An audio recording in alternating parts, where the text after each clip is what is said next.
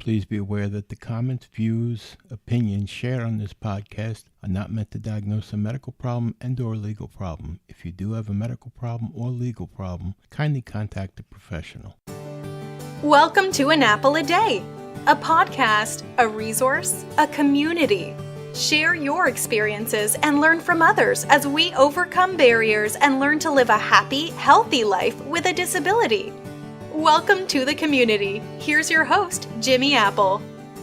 Welcome to another episode of An Apple a Day. I'm your host, Jimmy Apple. How you doing today, my friends? You doing good? You feeling strong? Feeling better than you did yesterday? You feeling better than you did last week? Good. I'm glad. I want to remind you, An Apple a Day is brought to you by www.famousapple.com. Famousapple.com is the home site for this podcast, so if you get a chance, go over there, check us out. Hey, I want to remind you, before we start, before you leave the podcast page today, do me a favor, leave us a rating, leave us a comment, let us know how we're doing with the podcast. Let us know what you think. I'd really appreciate it. And if you'd like to get a hold of us, you can do so by writing me at jimmy@famousapple.com, or you can write admin, ADMIN, at famousapple.com. I'd really appreciate your feedback. Just let us know how we're doing here. And if you have anything you want to ask, anything you want to say, any comments you want to give us, good, bad, or indifferent, we take them all. I've read you some of the crazy ones we've gotten. So contact us. Let us know how you think it's going.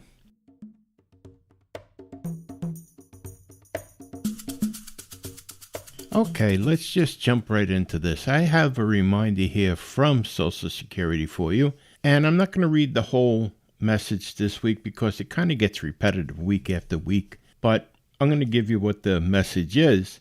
And what it has to do is with the warm weather coming in now, people sometimes look for new places to live, or they, buy a house or whatever.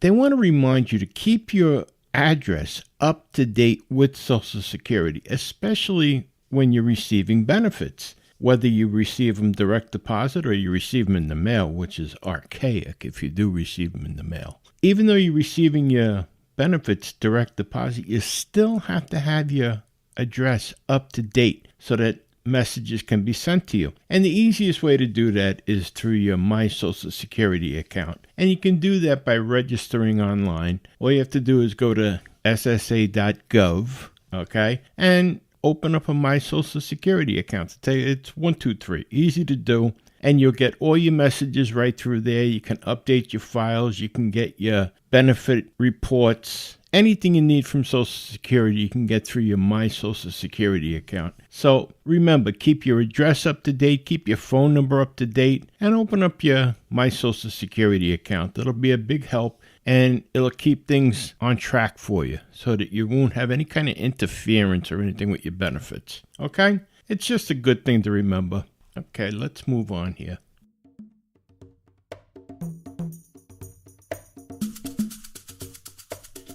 Keeping up with the good weather theme here. Yeah, the good weather's coming in, and we as disabled people, you know it yourself. We make a habit sometimes of with the bad weather, and I won't say even that it's a habit. A lot of times it's a necessity. We stay indoors because maybe we're not that steady on our feet or whatever, but we can't navigate the snow and the ice and the bad weather all that well. So we spend a lot of time, if not most of the time, indoors during the winter months, right? I know that for me, that's a norm. I spend the entire winter in the house. The only time I ever get a chance to go out is when I'm going to a doctor, or if we have one of those freak days where the snow is melting and I take a ride with my wife to the store or something like that. But for the most part, we stay home. And now the nice weather's here, and our families are going to want to go out, and you have to break out of that comfort place of staying home. And you have to go out. You have to let yourself go out. And that's the problem with a lot of us. A lot of us feel safe in the house. We feel safe behind closed doors. And you have to be able to feel safe going out. You're disabled. You're not dead. I've said that a million times on the podcast. And I know so many people that would rather stay in the house 24 hours a day, 7 days a week, 365 days a year, than to go out. And if they go out, then they become miserable, which I don't understand. It's like they feel like that they shouldn't be out. And for some people, if they feel like if they go out, they're showing the world that they're not disabled somehow, or they feel guilty about claiming to be disabled if they're going out. You know, one thing you have to remember, you're not a prisoner in your house. You became disabled because something happened to you. You know, you fell, you got hurt, you got hit by a car, you became sick and it affected you in a certain way. Doesn't mean you're dead. It means that you're disabled. You can't do what you normally would do or normally did. It doesn't mean, though, that you're dead. You can still move around. You can still go out. And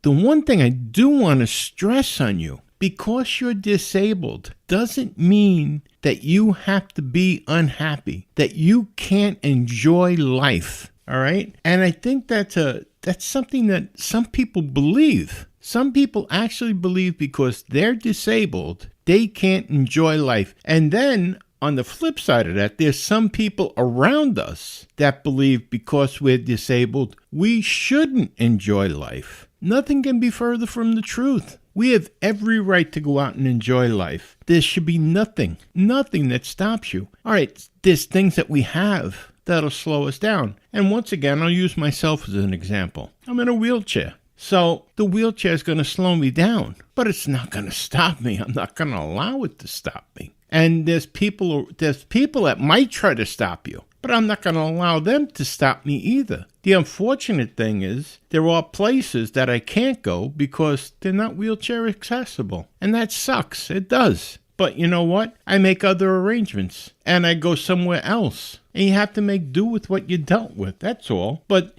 don't feel like you're a prisoner in the house. Don't feel like you have to stay in the house. And don't make staying in the house your safe spot. Don't worry about if people look at you. They're looking at you because they envy you. They're looking at you because you're beautiful. Yeah, don't feel funny.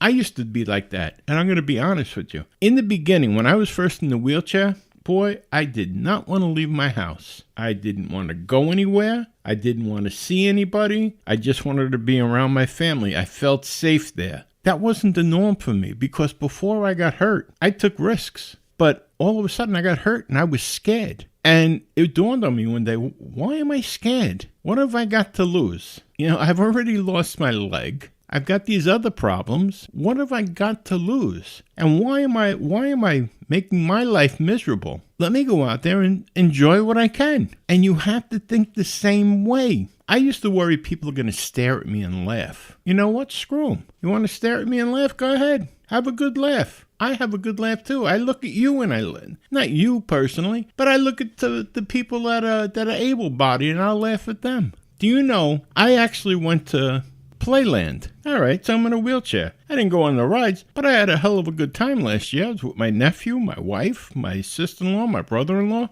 I had a great time. I enjoyed myself immensely. Of course, yeah, you get those looks. Here I am in a wheelchair. I'm zipping around. I have my power wheelchair. But for the most part, people could care less that I was there. I had a couple of people look at me. I had a couple of people come up and talk to me like I was slow. Like, hi, how are you? And you got to answer them back. Go, I am fine. How are you? You just make a joke out of it. But for the most part, they don't even see you there. They're there for whatever reason they went. They went there to have fun. Now, you're probably saying, yeah. It's so easy to say, yeah, just go out and do it. Well, you know what? It's not. And I know that. I know that from experience. But I also know you can do it. And there isn't a disabled person on this earth that can't. And you're going to say, well, how do you do it then? One easy step. It's one easy step. You have to accept you. You have to accept the position that you're in. Once you accept yourself, once you accept the position that you're in, once you accept your disability, others around you will accept it, and they won't even look at it. Once you accept it as, this is my new normal, other people are going to accept it as the normal also. Now, I'm not saying give up on your trying to get better or anything like that. No. But if you're going to hide and say, I don't want people to see me like this because I have one leg, you know what? You're not going to grow another leg. You're not going to grow another arm. You may get a prosthetic, but you're not going to grow a new one. So you're always going to have one leg or one arm, or you're always going to have a limp, or you're always going to be blind in one eye, or you're always going to have a heart condition.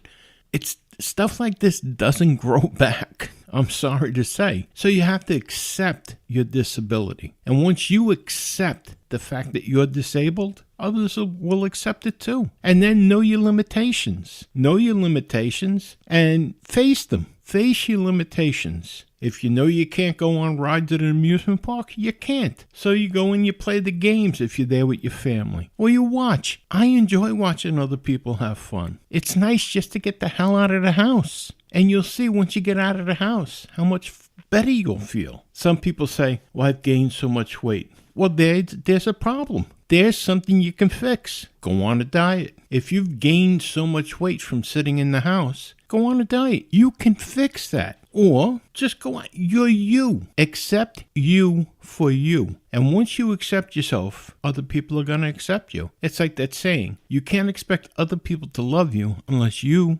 love yourself. So the moment you accept yourself, other people will accept you as well. For those few that'll look at you and maybe snicker or look at you with some kind of disdain, that's their problem. That's not yours. If I make you uncomfortable by me being here, then I don't think you should be here.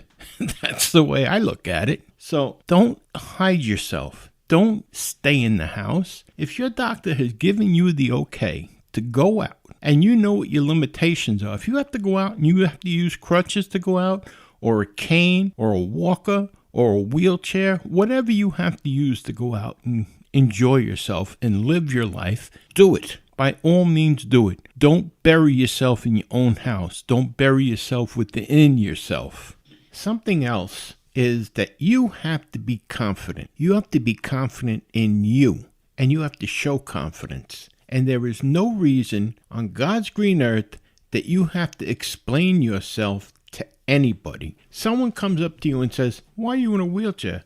It's none of their business. If you feel that you want to tell them, then by all means, go ahead. But I don't think a stranger has a right to ask you. As a matter of fact, I don't think anybody has a right to ask you, why are you in a wheelchair? Why are you missing an arm? What happened that you're blind? Why is the person with you Down syndrome? It's none of anybody's business. Would you walk up to somebody and say, what do you do for a living? That you don't know? It's none of your business. Or better yet, the people that come up to you and say, oh, you're in a wheelchair. You're collecting Social Security? I had that happen to me. At first, I'm taken back, Who are you to ask me? It's none of your business. But then you look at the person and you go, hey, you dress pretty shitty there. What's the matter? You unemployed? What I'm trying to say is, you be confident in who you are and what you are. It's nobody's business. And once you show that you don't care what other people think, they're going to just look at you as somebody else passing along on the street there. They're not going to pay attention to you're in a wheelchair or you've got a crutches or you've got a cane or you got a walker. They're not going to care. You're just somebody else passing along. It's when you draw attention to yourself. That's when people become inquisitive. That's when they look at you. When you draw attention to yourself. So accept yourself and other people are going to accept you. Okay? Go out, have a good time, enjoy yourself. Let's move on here.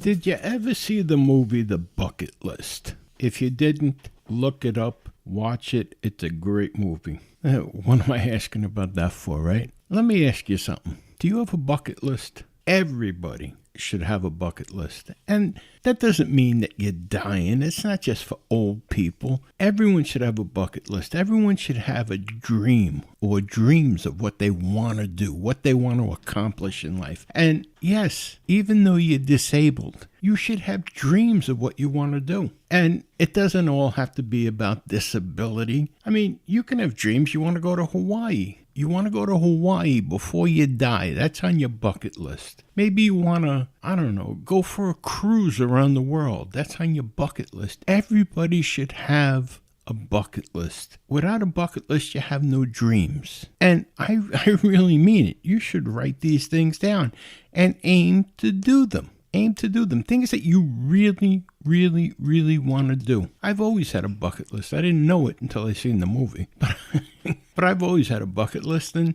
then I read an article about it. And they said it's good to write these things down so you don't forget them. And you keep them somewhere where you can see them regularly. Maybe put them on your refrigerator. And it doesn't have to be these outlandish things like a cruise around the world. It could be anything. It could be, if you're a disabled person, you want to drive your car. You want to drive. Hey, why not? It may not seem like a big thing to anybody else, but to you, it's something. So that's on your bucket list. You can do that. Your bucket list is your personal list of things that you want to do. Me, I have a whole list. I have a whole list of things I want to do before I go. Something I've never done in my life. I never rode a jet ski.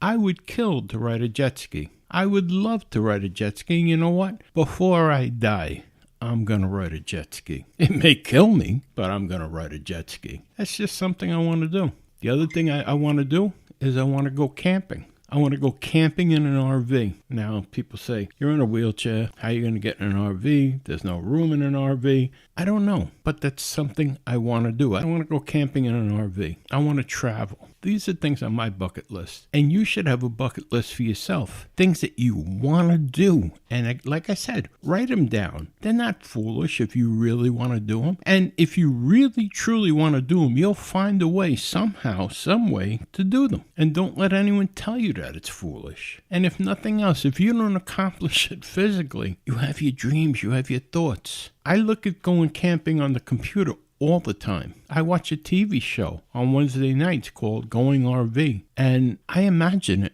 I may never do it. I really may never do it. But in my head, I can imagine it. But it's on my bucket list. I'd like to try it. And if I ever get the chance, I'm going to try it. Same thing, too. I love that show, Tiny House. And I look at that and I think to myself, I'd love to build a tiny house. I don't know if I want to live in it, but I'd love to build one. Have dreams. That's the idea of the bucket list. Have dreams. Don't stop dreaming. Don't stop planning. Because the minute you stop dreaming, the minute you stop planning for the future, is the minute you ought to just lie down and die. Look to the future and try your best to accomplish those dreams. And if you don't, well, you know what?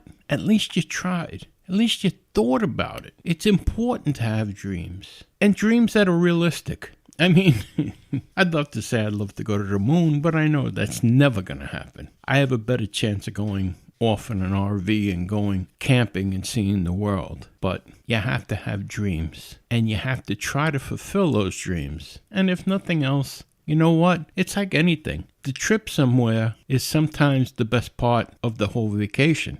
So the trip to fulfill those dreams might be the best part of the whole dream. So plan it. Figure it out. Figure where you want to go. Figure what you want to do. You have a computer sitting in front of you. Look it up. Find out everything you can find out about it. But have a bucket list and have a plan and have a dream. Don't just give up everything. Don't just survive. Don't just be there. Have plans for the future. Have dreams to think about. All right, we're going to take a bit of a break here.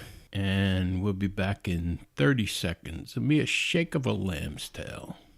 An Apple a Day is brought to you by www.famousapple.com. Famousapple.com is the home site for this podcast, and there you're going to find connections to our Facebook page, our Twitter page. You're going to find connections to our private chat board, our private chat rooms. You're also going to find that we're sponsored now by As Seen on TV, and there's a lot of products displayed on the page for you to check out. So you get a minute, go over there, check out www.famousapple.com. Tell your friends about us, but don't go until we finish the conversation. Let's get back to it.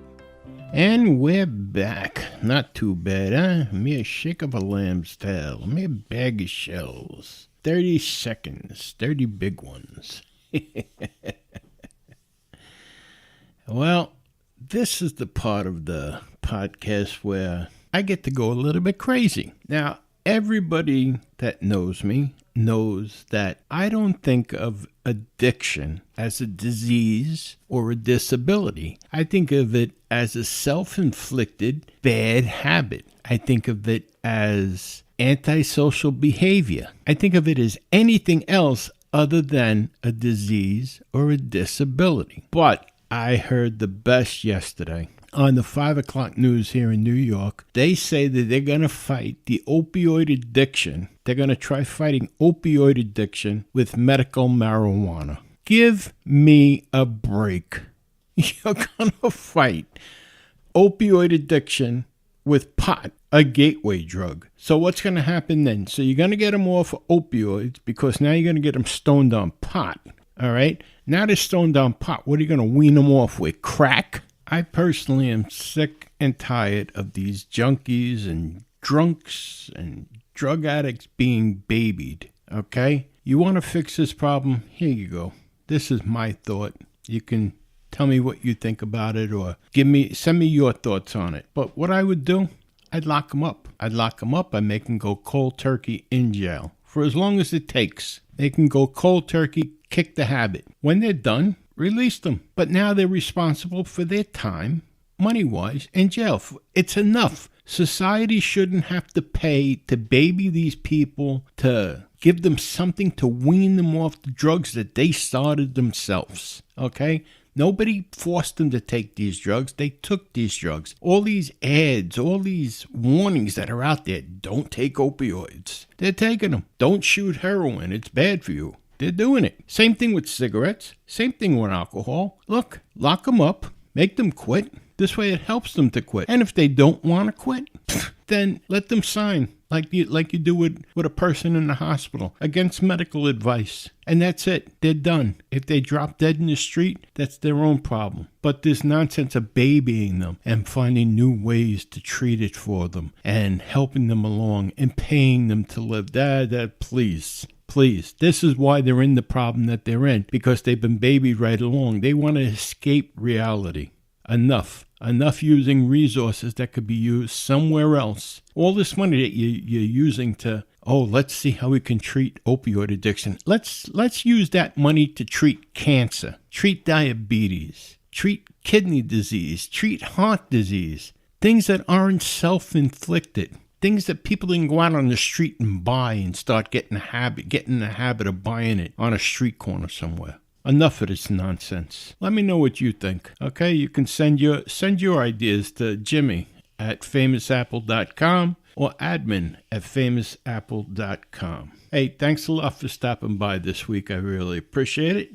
And remember this, things can always be worse. No matter what, there's somebody out there right now striving to be where you're at. So have a great weekend, okay? I'll talk to you next week, and you've been listening to An Apple a Day. My name is Jimmy Apple. Take care, my friends. Thanks for listening to An Apple a Day with Jimmy Apple, your gateway to a happy, healthy life. Join our community at www.famousapple.com. See you next time.